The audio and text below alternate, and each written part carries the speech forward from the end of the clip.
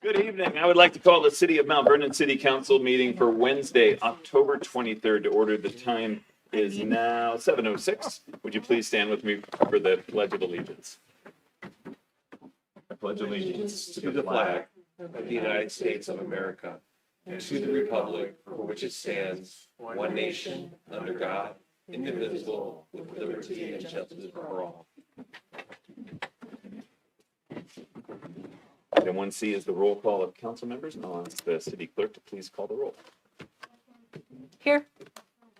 Here. Here. Here. Here. Here. Here.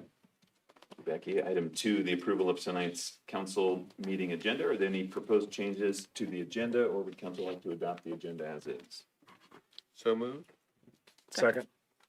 Motion by Navor, second by Mary. All those in favor say aye. Aye. Those opposed say no.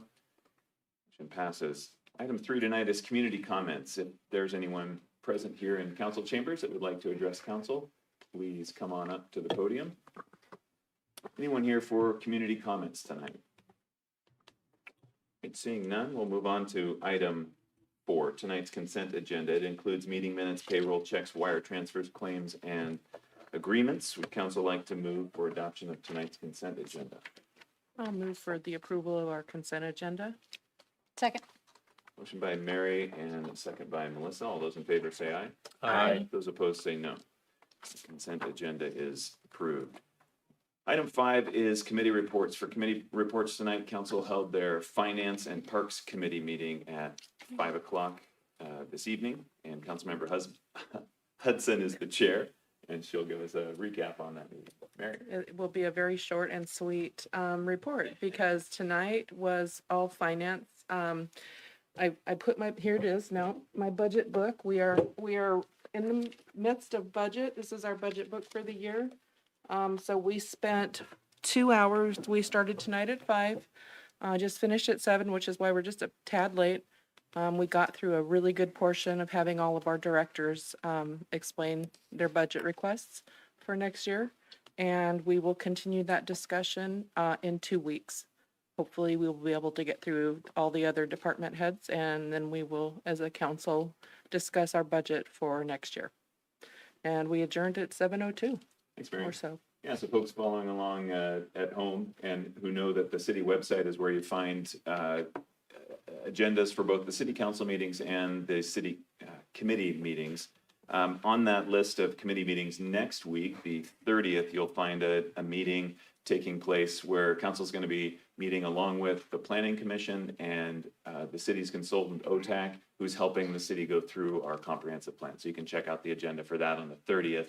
And then, as Councilmember Hudson mentioned, on the 6th, November 6th, we'll be coming back in committee to pick up where we left off with budgets. So the remaining departments, hopefully, will get to present their budgets as we continue to work on that final document. And we're hoping to pass that. Well, we have to pass that by year end. Hoping to pass it in November. Let's see how that goes.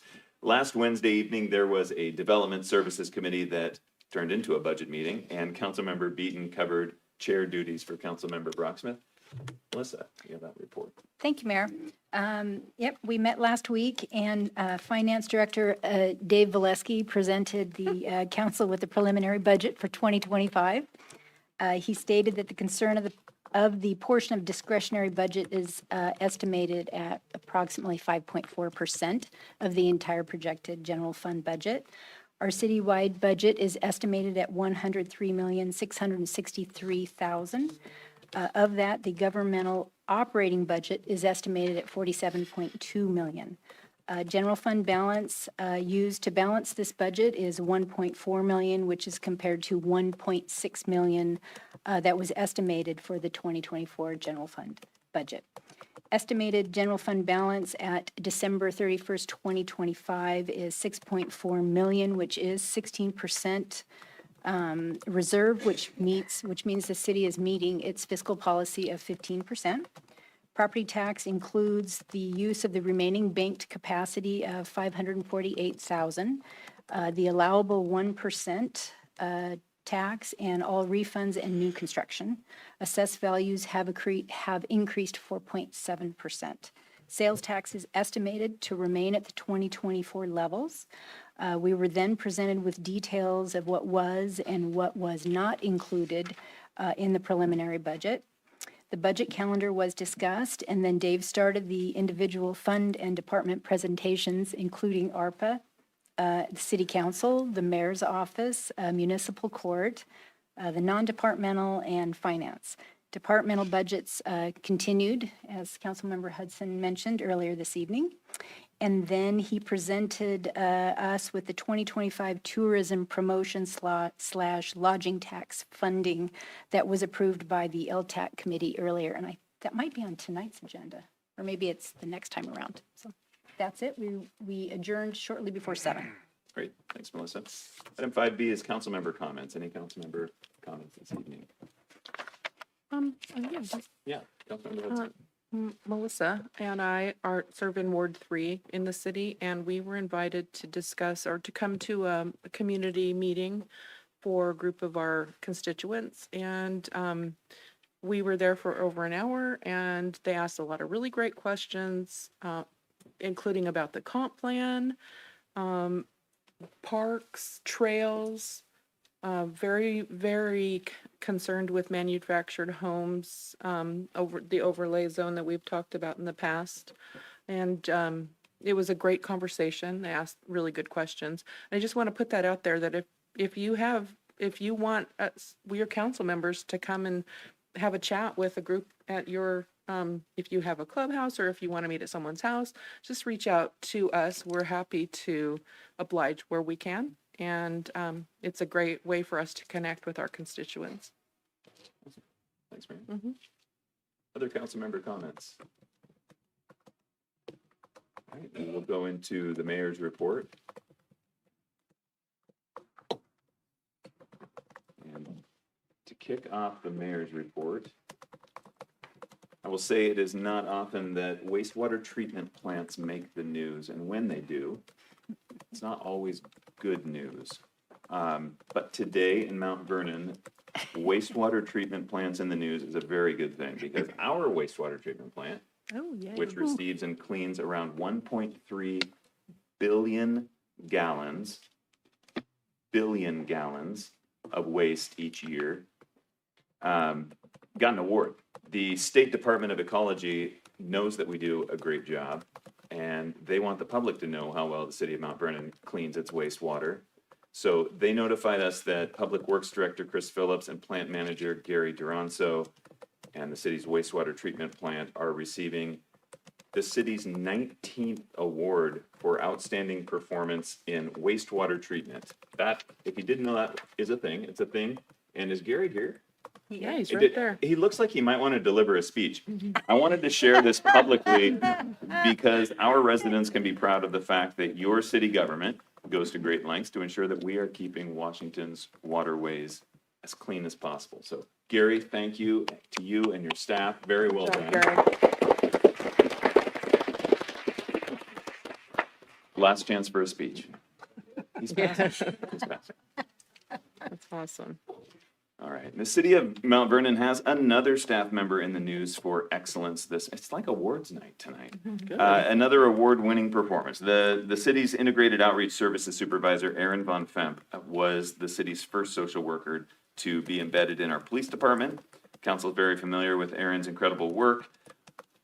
At a ceremony last Thursday, Aaron was awarded the Skagit Women's Alliance and Network's coveted Swan Woman of the Year award for the significant difference that she's making. Erin has been the driving force behind the transformation of how Mount Vernon Police Department addresses homelessness, combining her academic expertise with years of professional experience to identify systemic barriers, develop practical solutions, and implement effective strategies. Respected for her compassionate approach, Erin ensures that everyone she works with is treated with dignity and provided with meaningful choices. Her leadership has saved lives, and her passion for people continues to improve the quality of life for many in the greater Mount Vernon community.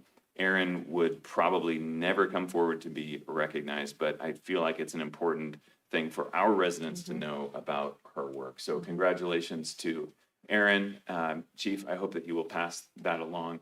She can check the YouTube recording, and she can thank me for not making her give a speech, because I don't even think she would come up.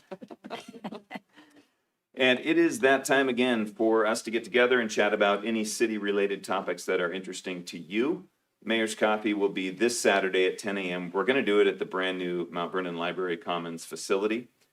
Come on down to check out the new facility, to ask whatever's on your mind, and to find out what's going on in the city. We will occasionally hold this event on a weekend so that those of you who have schedules that might prevent you from attending on weekdays can participate. So 10 a.m. on Saturday, October 26th at the Mount Vernon Library Commons. So parking for that, there are on a Saturday some open parking lots nearby, near the building, and it's just a short walk to the entrance there.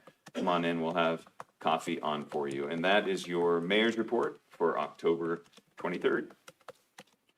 Item D is committee agenda request. Does council have any committee agenda requests, things you want for an upcoming? I think we've got pretty full agendas for a while.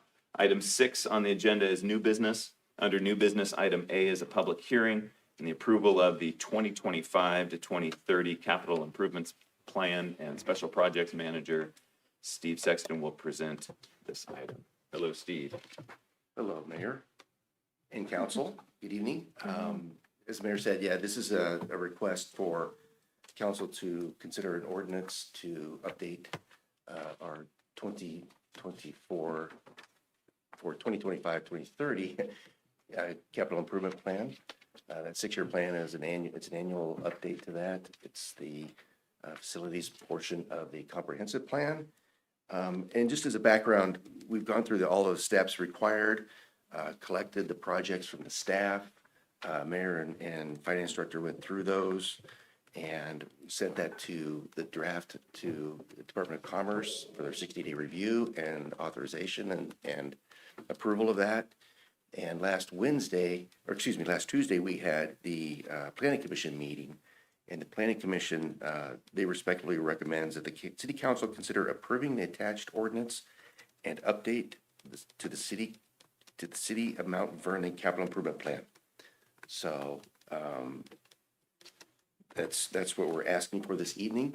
And I've got some information. I hope you all read all 216 pages and found it as fascinating as everyone does.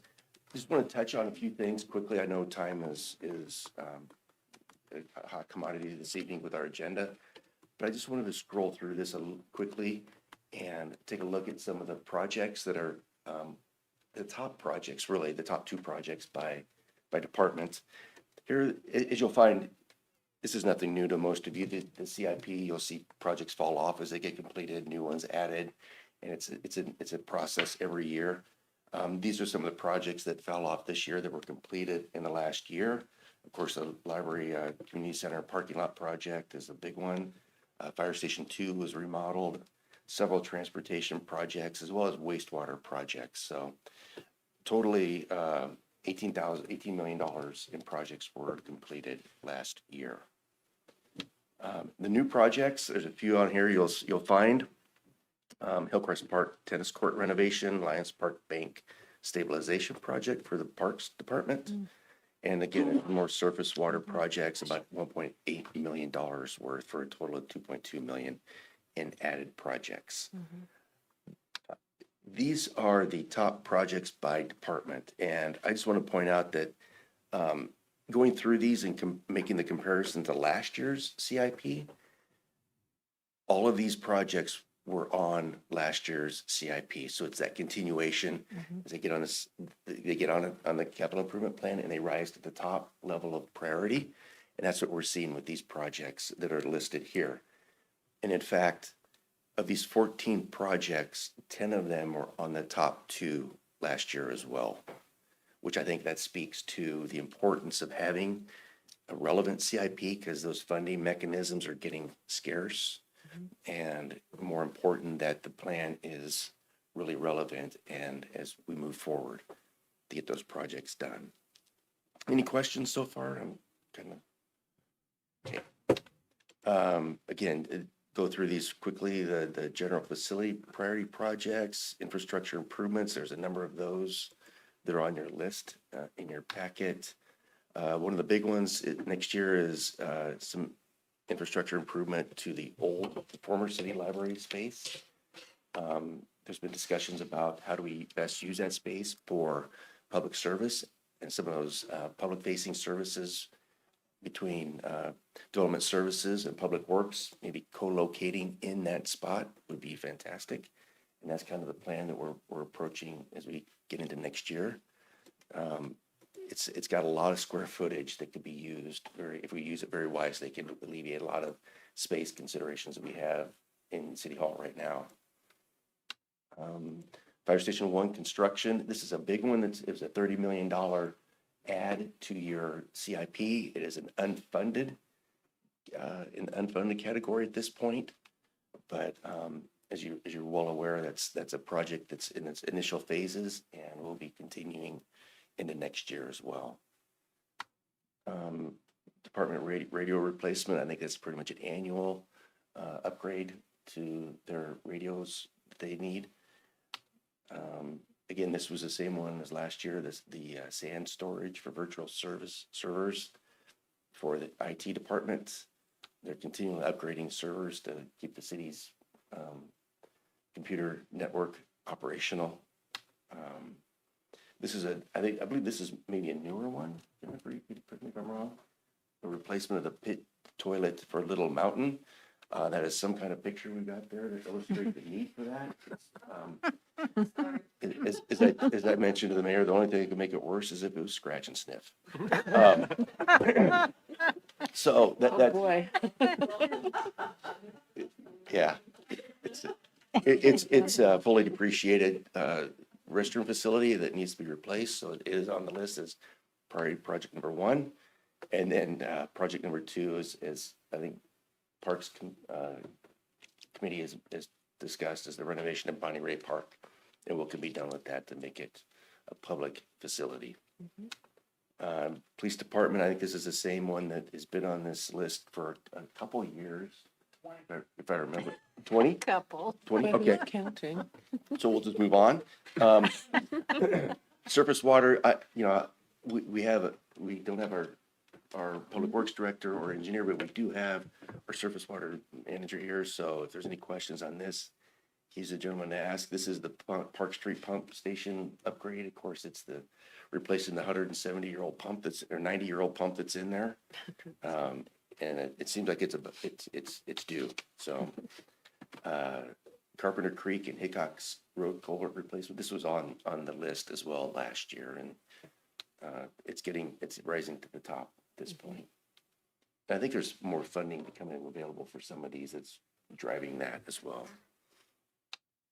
A lot of transportation projects. Again, Frank was unable to make it, so Dave and I are going to finish if we have to on some of this.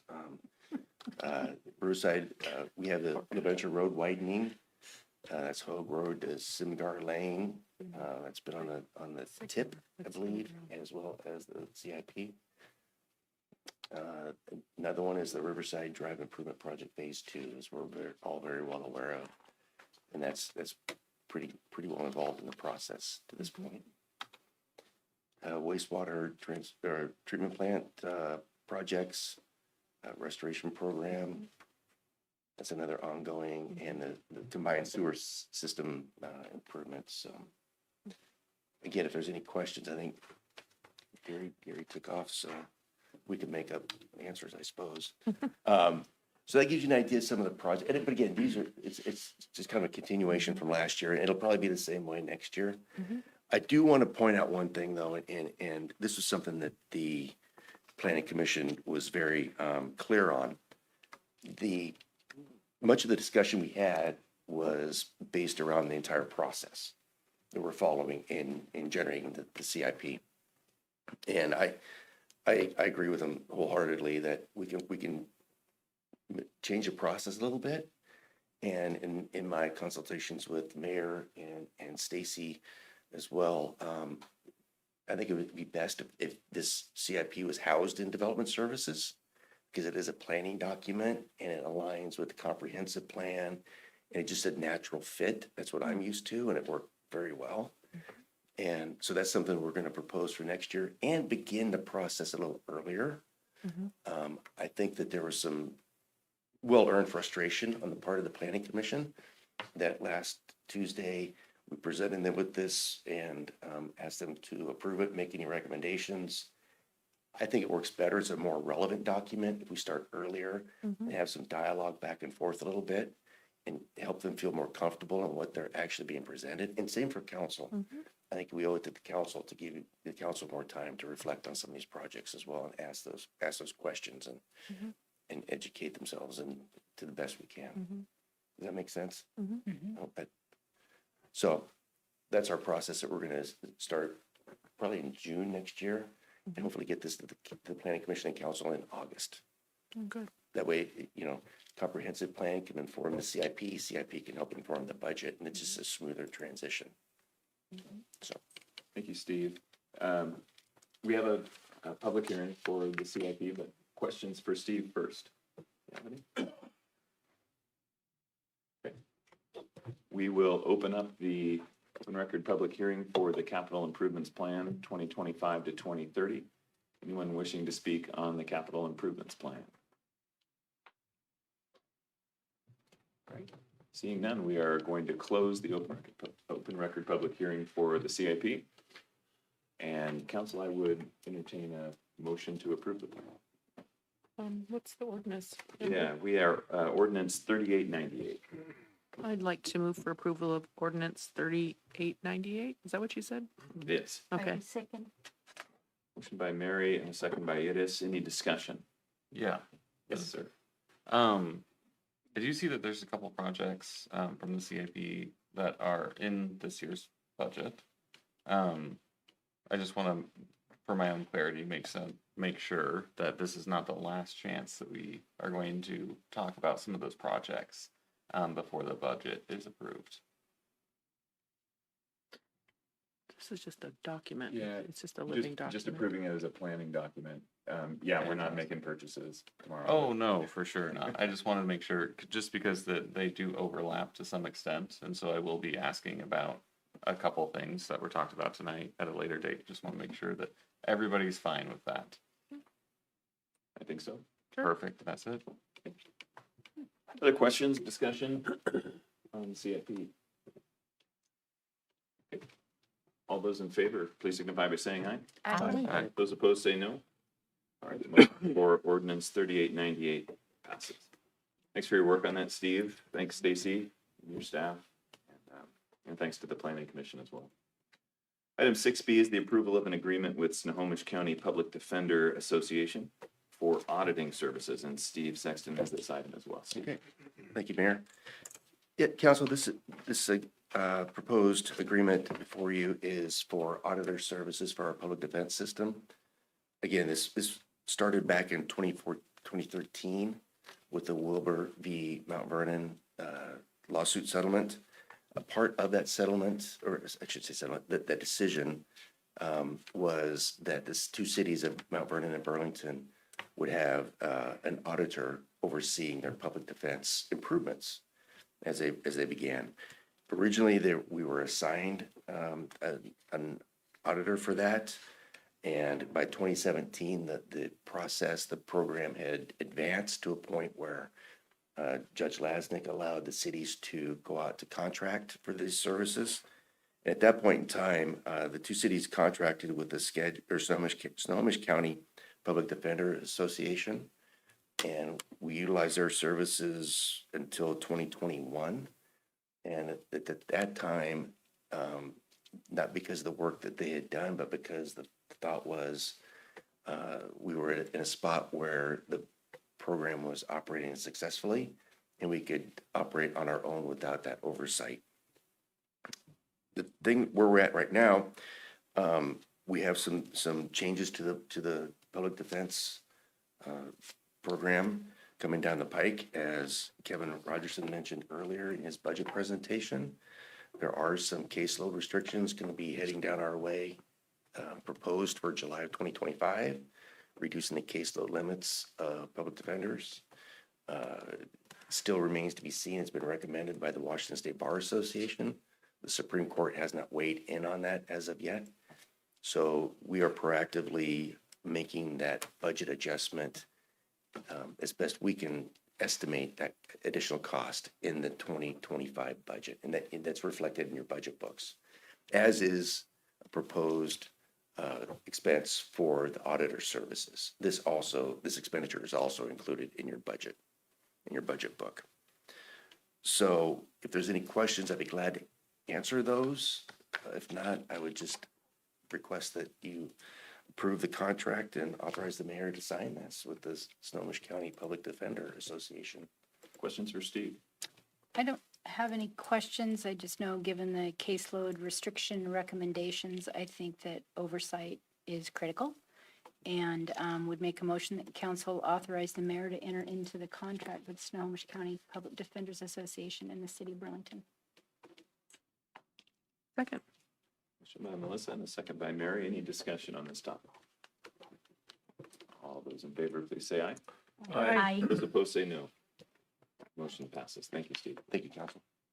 Item 6C is the approval of an agreement amendment with Wilson Engineering, and City Engineer Blaine Chesterfield will present this item. Hello, Blaine. Thank you, Mayor Donovan, City Council. Good evening.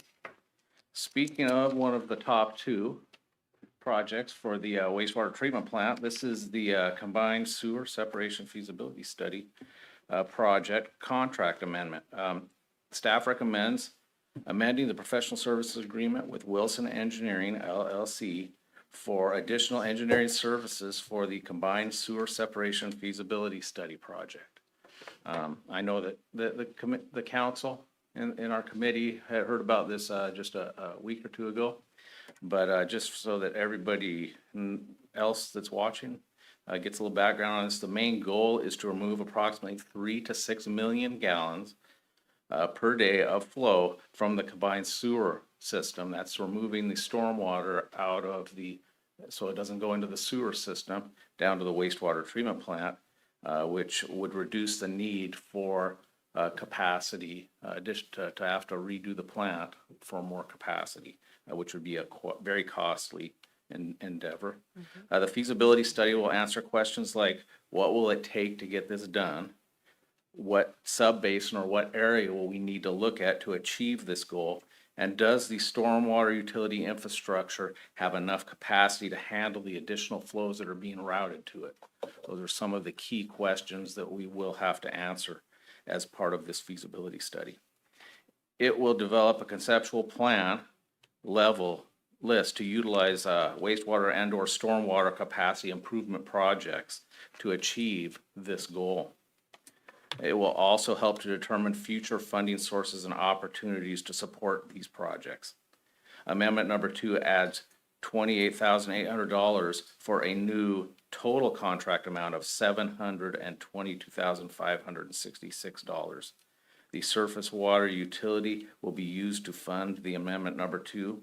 And again, the staff recommendation is a motion to authorize the mayor to execute a contract amendment with Wilson Engineering LLC for additional engineering services for the combined sewer separation feasibility study project in a new amount, not to exceed the $722,566. All right, council, questions for Blaine or a motion for the agreement with Wilson Engineering? I'd move to execute a contract amendment with Wilson Engineering for not to exceed $722,566. Second. Motion by Gary, second by Navor. Any discussion on it? All those in favor, please say aye. Aye. Those opposed, say no. It passes. Thank you. Thank you, Blaine. Item 6D is the approval of an agreement with Skagit Fisheries Enhancement Group, and Blaine is back. Yes, and it's another project that was on the top 2 for surface water. So the East Hickox Road Carpenter Creek Culvert Design Project. Staff recommends that the council authorize the mayor to enter into an amendment number 1 of the subaward agreement with Skagit Fisheries Enhancement Group to provide additional funding for the engineering, design, and environmental permitting services needed for the East Hickox Road Culvert Design Project. This agreement will compensate the city for design work in the amount not to exceed $163,000. The grant funding is from the Recreation Conservation Office, Brian Abbott Fish Barrier Removal Board, and it was awarded to the Skagit Fisheries Enhancement Group, which will fund the completion of the culvert design, which our engineers are working with DEA on that design, David Evans and Associates. The culvert is a partial fish barrier and in need of replacement. The city will be required to supply a 15% match of $65,500 from the total project design cost of $435,323. The match will come out of the surface water utility. The staff will follow up with a future contract amendment to authorize the completion of the design with David Evans and Associates. A motion by the council authorizing the mayor to enter into the subaward agreement with Skagit Fisheries Enhancement Group to provide additional funding for engineering design and environmental permit services needed for the Carpenter Creek Hickox Road Fish Passage improvement. That's the recommendation. Questions for Mr. Chesterfield? Or a motion?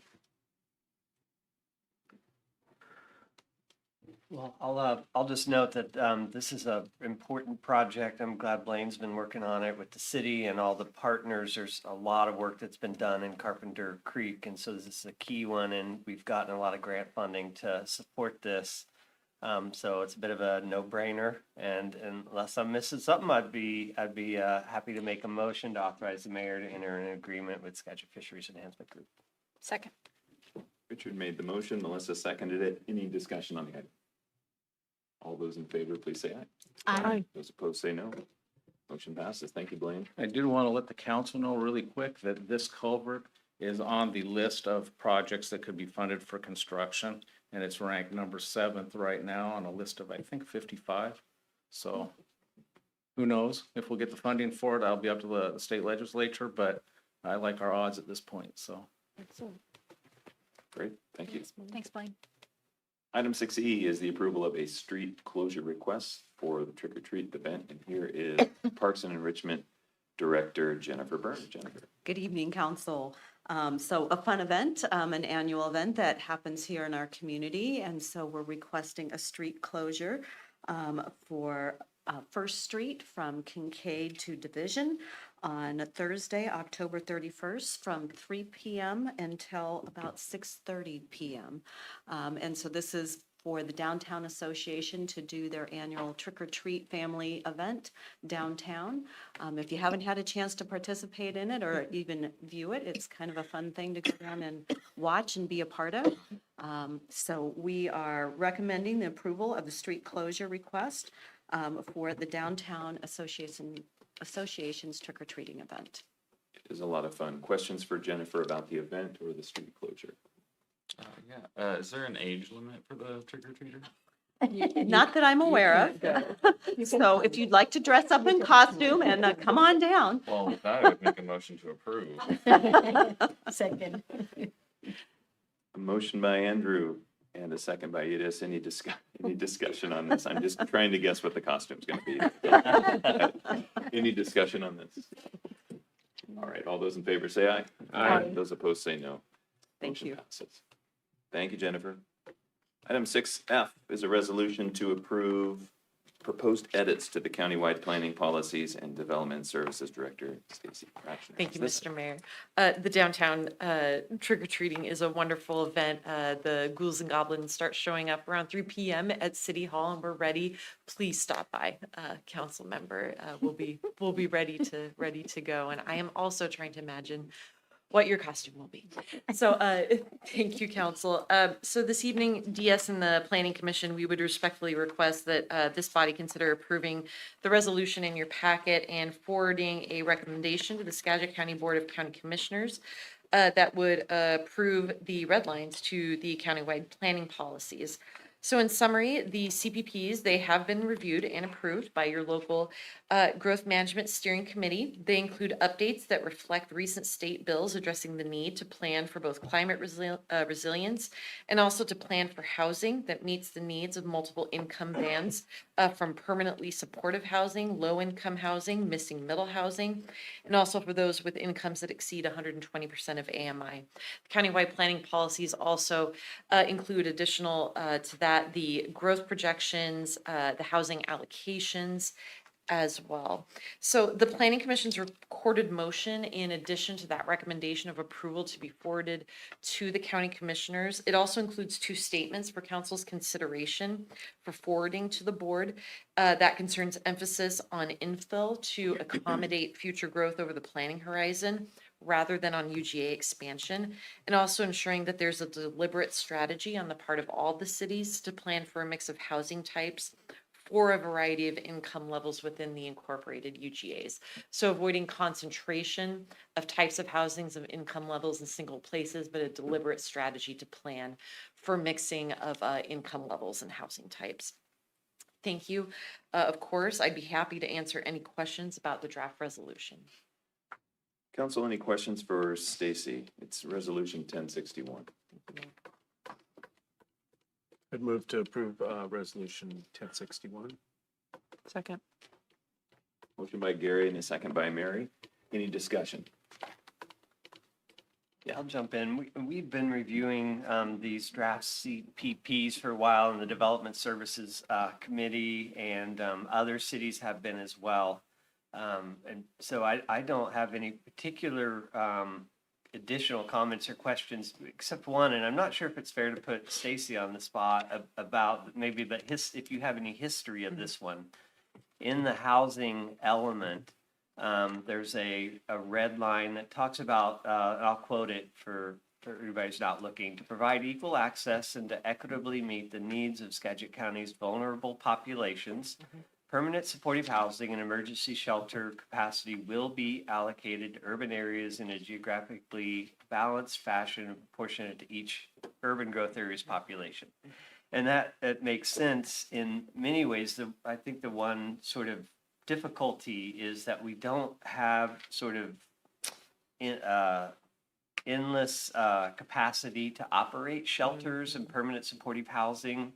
And the further we distribute that kind of housing, while it may be appropriate, it may also be more and more expensive. And so I'm wondering if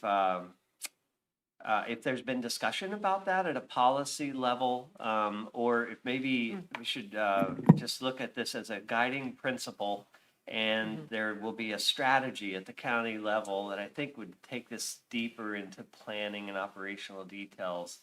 But I do know that we probably don't have enough money to operate all shelters in every community, permanent supportive housing in every community, because it's very expensive operationally to do it.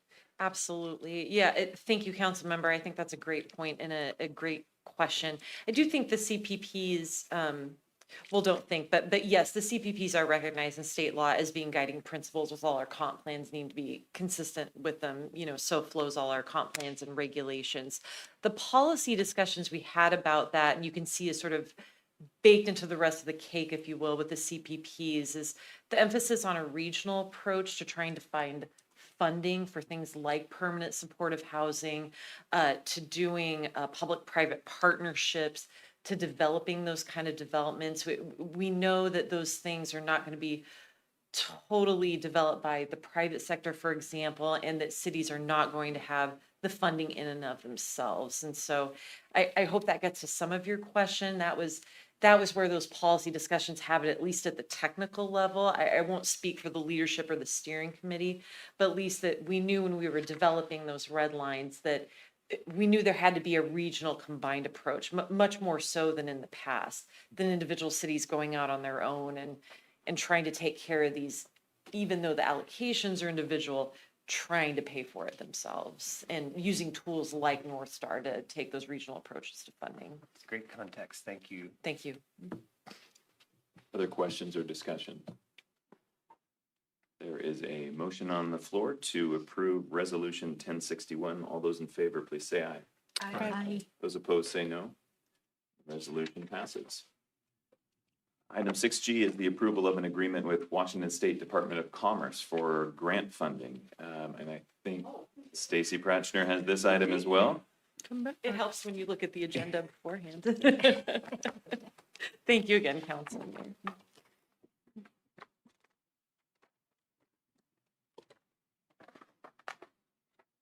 All right, good evening.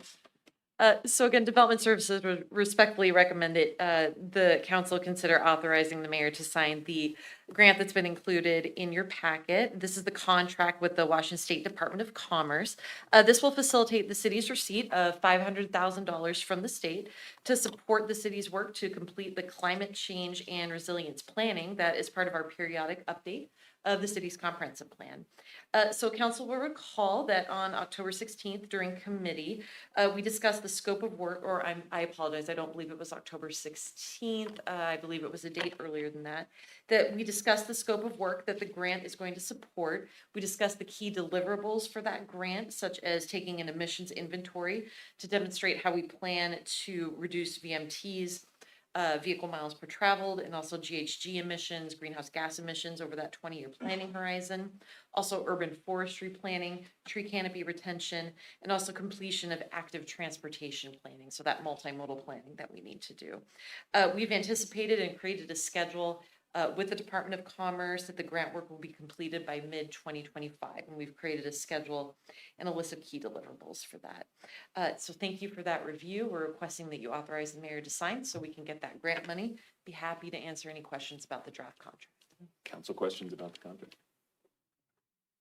A motion to approve the agreement.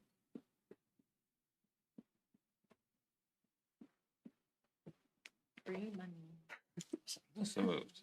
Make a motion to approve the agreement with Washington State Department of Commerce for the update regarding climate change and other tasks. I'm going to put that down as a motion by Councilmember Brocksmith and a second by Councilmember Vandersloot. Any discussion on it? All right, all those in favor, please signify by saying aye. Aye. All those who hate free money, please say no. It passes. Thank you, Stacy. Thank you, Mayor. Thank you, Council. Item 6H, it would have been okay to say.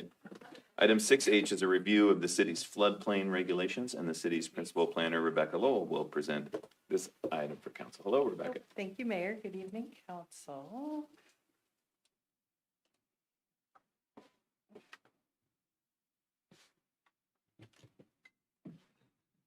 So, as the mayor stated, I'm here tonight to just give you information and a briefing on the city's year-round floodplain management activities, specifically that our department, the Development Services Department, completes, and no action is required. Although by giving this presentation and giving you all this information, we do get points as part of our CRS, which I'll explain in just a moment. So I thought I'd start with where is the floodplain in the city of Mount Vernon? I think it's always important for us to remember how much of our city is encumbered by a floodplain and what that means for our residents. So what I've provided on the right side of your screen here is just the area that looks purple that's identified as a zone C. Those are the areas in the city that are outside of our floodplain. But then you can see the other 25% of our city that are the different colors that are identified from an A1 zone, an A7, an A21, and the AO zones. Those are all areas that are within the 100-year floodplain. We have close to 2,000 acres of the city is within FEMA's regulated 100-year floodplain. And we have approximately 1,675 buildings that are residential, commercial, and mixed use that are within our 100-year floodplain. So we have a lot of property owners and residents that are in the floodplain that have to get floodplain insurance. So like most communities, there are a few exceptions to this, But most communities that have a floodplain participate in what's called a community rating system program. It's a program that's administered through FEMA, which is our federal emergency management agency. And the reason we do this is because, number one, it helps cities and counties reduce flood risk. And it also reduces flood insurance premiums for our residents. So in 2023, there were 472 flood insurance policies underwritten by the NFIP, the National Flood Insurance Policies within the city, with an insured valuation of approximately $124 million. So we have a lot of residents and property owners that are having to get flood insurance in the city. And participation in this program provides about a 20% reduction in premiums to our residents and owners. So there's a lot of paperwork and tracking we have to do to be part of this program. But big picture, it does save our residents quite a bit of money on their floodplain insurance premiums. So I wanted to provide you with a few, and I've listed these in the memo that I gave to you as well, but just in general updates. I think it's important to not forget that mapping updates are anticipated someday. Some of you that were here in 2009, I know their city attorney and a lot of the others of you were here the last time FEMA approached the city and the county and other cities in the Skagit County and delivered updated maps to us. And that's what starts a process to potentially update those maps. And some of you will also remember that those flood elevations were catastrophic in many parts of the city. I think that examples that I always recall are Bigfoot Java at the corner of College Way and Riverside Drive, where the flood elevation was actually above the top of the roof there. Yeah, so it was really the way that it was modeled previously would be the impacts to our commercial core and areas in the floodplain would have been catastrophic. So as you're also, if you remember, appeals were filed, or at least an appeal was filed to those maps. FEMA walked away and didn't continue the process that they ordinarily would have when they sent communities updated maps. But now that all that time has passed, I mean, as staff, at least once a year, sometimes more than once a year, go to conferences and learning, floodplain management, things that come up. It's always the question we ask, when are they coming back? Because it's not a matter of if they're coming back, it's when they're coming back. And what FEMA has been busy doing in the state of Washington and other areas is actively remapping those areas. And so we're this interesting little donut, right in the middle of, if you're looking at all their other mapping. So that will happen at some point. Nobody can tell us when, but it will. So what that will do when the new mapping updates are presented to the city, what that will mean is that new construction and substantial improvements that are built in the city will have to comply with the new FEMA regulations. And substantial improvements are improvements where just the structure, not the structure and the land, but if you took the value of the structure and if your improvements were exceeding 50% of the value of that structure, that's a substantial improvement, and the entire building would need to be brought up to that new flood regulation. So you can imagine how impactful that could be. On another note, another update I provided, now this is not something that's, that as the city we regulate, but I do think that this is something important, and it's something that we started to pass on at pre-apps, and we'll be putting it on our website after tonight, is that the U.S. Department of Housing and Urban Development, or what we call HUD, has adopted new regulations for floodplain properties for new 1 to 4 unit residential structures in the floodplain. And when they have mortgages through the Federal Housing Administration or the FHA, they're gonna have to have their lowest floor elevated at least 2 feet above the base flood elevation. Currently, if somebody came in, we would only require a 1-foot elevation, or we call it freeboard. So again, we don't ask people who their mortgage is or who it's through. So really our role will just be passing along that information. And hopefully these mortgage brokers and others involved in those transactions are doing the same thing. But that could also be impactful. There is in your packet a progress report on the implementation of our floodplain management activities that are part of our natural hazard mitigation plan. There are 5 initiatives that are listed in that plan. I didn't want to, obviously you can read it in your packet if you want, but just I was going to provide you with a brief summary. In general, those activities are broken down into providing for increased safety and providing additional floodplain flow capacity. On both fronts, we are actively always working on improving those things. For the increased safety, we invest in public education, inspection and maintenance of facilities to prevent flooding. Of course, we participate in the CRS program. Increase in capacity. Some of our projects will be and are in our CIP for different pump stations to be having their capacity increased, because that will help localize flooding in a major flood. Planning to raise streets and sanitary pump stations above the 100-year flood elevation when possible, and other similar efforts. So those are all things that are ongoing, but we do track them through both plans, and they're part of our points that we get through the CRS. With that, I'll also say that I included quite a bit of additional information in your packets, just because I thought you might be interested. It's information that I've never provided in the past, just because I didn't know if anyone would be interested in looking at it, but it occurred to me that you might like to see how our points are allocated. How do we get to a class 6 community so that we get that 20% reduction in flood premiums? So I gave you a lot of that information from our last audit and a previous one too, where you can actually see the different activities we participate in and how many points we get. And then I also provided this year's CAB report that was just done a couple weeks ago, a week ago maybe.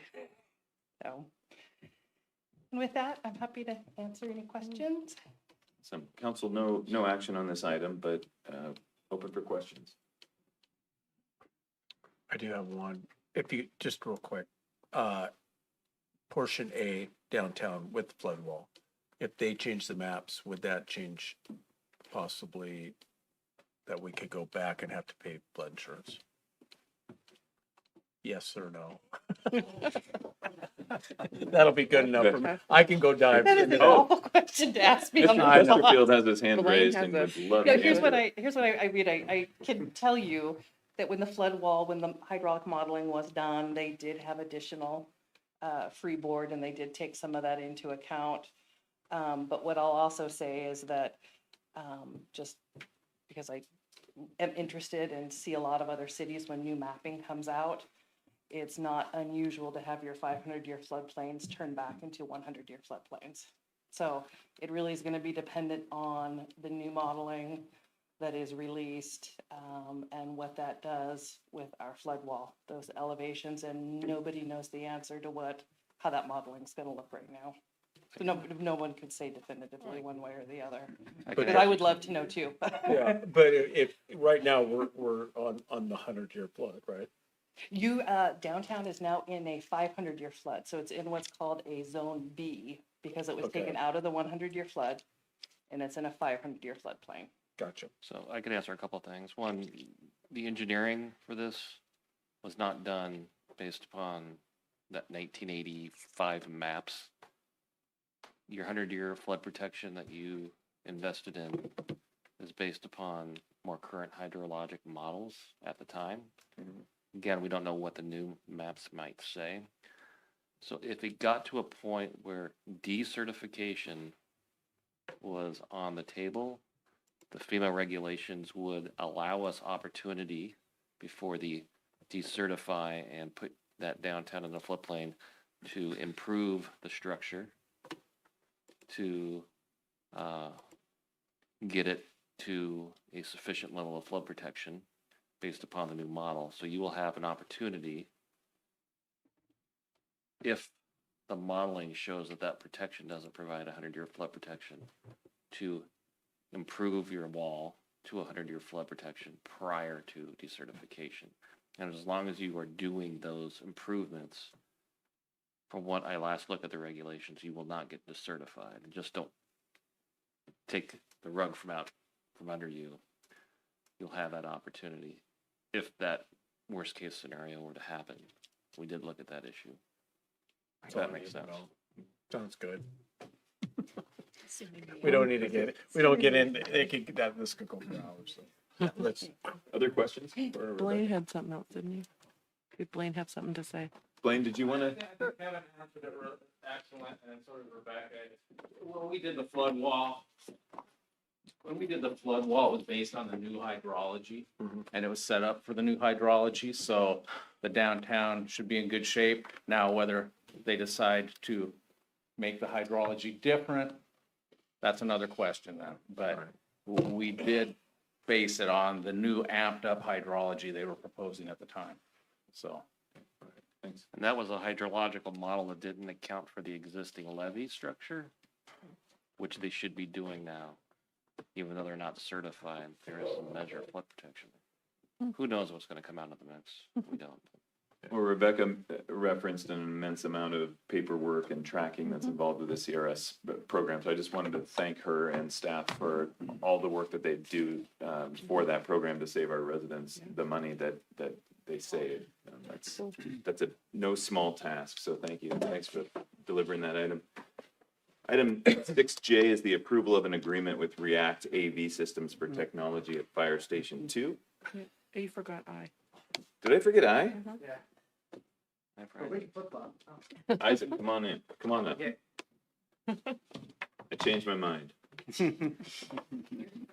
Item I tonight that was left off of my notes is an approval of an agreement with Skagit County, and Library Director Isaac Huffman is here for that one. Isaac, I'm sorry. For those of you who are new to council, every year we have an agreement with the Skagit County to pay us money for the out-of-county residents who use library services. There are a lot of cards that are out-of-resident cards, and they provide subsidization so that that rate is reduced for out-of-county residents. This year, we are getting $13,595, which is a slight increase over last year for that service. Any questions? Questions for Isaac? What's the cost there of an isn't- out-of-district? I'm sorry. I'm sorry, go ahead. What's the cost of an out-of-district card? It's $80, so it's Okay. pretty standard with all of the other library districts, except for whatever reason, LaConner charges less for their out-of-district card. Thank you. Mhm. Other questions? Did you have something? No, if there is any question, I would like to approve this agreement for the Skagit County. One second. Motion by Yadis and a second by Mary. Any more discussion? Those in favor, please say aye. Aye. Those opposed, say no. Motion passes. Excellent. Thanks again, Isaac. Are we on items? J yet? J is in Joker. 6J, approval of an agreement with React AV Systems for technology at Fire Station 2. Here is Assistant Chief Brian Harris. Brian. Good evening, Mayor, Council. Staff had requested bids to install audiovisual technology in a Fire Station 2 consisting of information technology configuration for Emergency Operations Center, which is a lot of verbiage just saying we're going to bring in some audiovisual tech so we can configure our Emergency Operations Center at Station 2 in the training room. I've consulted with IT Director Mary Thomas, Network Analyst Scott Worley to ensure recommended and needed equipment would meet the current and future needs of the city of Mount Vernon. Finance Director Doug Valesky has secured the ARPA funds for this project, which will come out of our 2025 budget. Staff's finding that React AV provided the most comprehensive plan for this project. In our conclusion, that React Audiovisual or AV should be awarded a contract service agreement for the scope of work requested at $114,493.60. It is staff's recommendation to approve the mayor to enter in the contract agreement. Council questions for Mr. Harris? I have no questions. I'll make a motion that council authorize the mayor to enter into the contract with React AV Audiovisual. Second. Motion by Melissa, second by Gary. Any discussion? Those in favor say aye. Aye. Those opposed say no. It passes.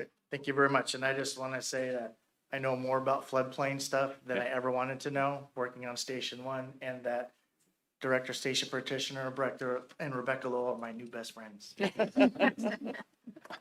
Item 6K is the approval of an agreement with Kelly Create to consolidate lease agreements, and Finance Director Doug Valesky will present. Hello, Doug. Good evening, Mayor and council members. You can actually call me Mary this time because I'm here for IT Director Mary Thomas. She's not able to be here today, so I'm filling in for her. So tonight, we're here to ask for a motion and direct the mayor to sign the Kelly Create Master Agreement. The city currently has multiple leases with Kelly Create that are managed by each department. So these are leases for copiers, printers, or postage machines throughout all the city locations. By bringing all these leases under one master agreement managed by the IT department, we are able to upgrade the entire fleet as listed in the attached documentation. The agreement also includes a total of 34,000 black and white copies and 25,000 colored copies per month. Service and supplies for all devices are unlimited toner, supplies, service calls, parts, and labor, and we will supply the paper and staples. By bringing all these devices together under one lease, we streamline the billing to the city as well as one lease expiration date. There is expected savings to the city between $1,200 and $3,600 per year. So the staff is requesting that the council make a motion to approve the mayor to sign the master agreement with Kelly Create. Literally squeezing the budget for whatever we can. Yeah. Questions for Doug It's great. or a motion? Can I do all my printing down at the mayor's office now? There we go. Here it comes. Nope. I would make a motion to approve. Oh, second. Motion by Andrew and a second by Mary. Any Funny guy. discussion? All those in favor say aye. Aye. Those opposed say no. Motion passes. Thank you, Thank you. Doug. Item 6L is the approval of an agreement with Thomson Reuters for access to their legal research database and the city's starting first string city attorney, Kevin Rogerson, will present to council. Thank you, Mayor, members of the city council. This is another one of those pro forma agreements that have gone beyond the old $10,000 threshold. And when I told the IT director, you have to go to city council, I just looked at I said, oh gosh, I have to go to city council as well. So way back in the years, and before the internet, lawyers had to go to law libraries, look up court reporters. You see pictures of lawyers with all these books in the background. Those are court reporters, and look up cases and precedent, read the holdings, and then look up in other books whether or not those cases were still valid law, or overturned, or distinguished, or had negative treatment. That included also statutes, and whether or not statutes were interpreted by cases. And there are other books called key books that you look to see what other cases address those. All of that in the internet made those obsolete. This is that program. There are two big ones. One's called Westlaw by Thomas Reuters. The other one's called Nexus Lexis. Our attorneys and myself have been trained on Westlaw. And this takes your legal research and significantly diminishes the time it takes to research that's precedent. This is a 3-year contract for some savings, and we would ask that you agree to the negotiated terms to realize the cost savings in this contract. It's $1,800 a month for 3 years. So it's a necessary tool to do research to make sure that we're giving you sound legal advice. Questions for Kevin? I'll make a motion that authorizes the mayor to enter into the renewal with Thomson Reuters. Second. Motion by Melissa and a second by Richard. Any discussion? All those in favor say aye. Aye. Those opposed say no. The motion passes, and before he leaves, that is the end of our new business. Item 7, I will Ask our city attorney to please direct the mayor and city council into executive session. Yes, I invite the mayor and members of the city council to enter into an executive session with legal counsel to discuss matters relating to enforcement actions, litigation, or potential litigation to which the city, the governing body, or any official acting in an official capacity is or is likely to become a party when public knowledge regarding such discussions are likely to result in either adverse legal or financial consequence to the city pursuant to RCW 4230 subsection 110(1)(I). It would be for 15 minutes. We'd reconvene at 8:25 with no final action after. With that, we will adjourn the City of Mount Vernon City Council meeting for Wednesday, October 23rd, 2024 at 8:11 PM.